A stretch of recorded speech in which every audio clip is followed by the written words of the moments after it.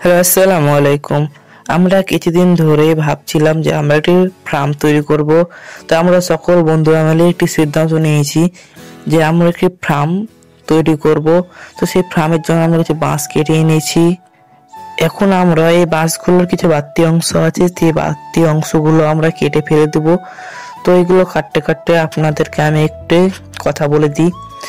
আমরা এই ফার্মটি বেশ কিছুদিন ধরেই বানার কথা ভাবছিলাম, কিন্তু আমরা সেই সময় অনেকটাই ছোট ছিলাম।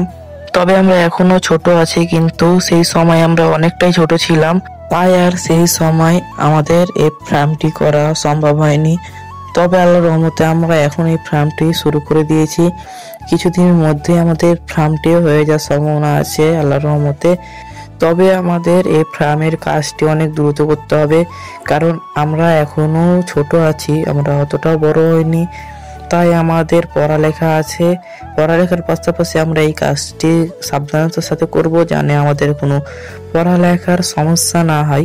তাই আমরা এই কাজটি যত দ্রুত পারি শেষ করার চেষ্টা করব, আর সাথে আমাদের পড়ালেখাও বজায় রাখবো, আমাদের কোনো পড়ালেখার যাতে সমস্যা না হয়। তবে আমরা এই কাজটি করছি 2-3 জন মিলে। আচ্ছা, অনেক কথাই তো হলো, এবার আপনাদেরকে বলে দিই আমাদের এই ফার্মে কি থাকবে। আমাদের ধরেন আমরা যে জমিটাতে করব সেই জমিটা অতটাও বড় না, তাই আমরা ভাবছি আমরা সব ছোট ছোট জিনিসগুলো করব। যেমন ধরেন মুরগি, হাঁস, বতক, এই ধরনের ছোট ছোট জিনিস।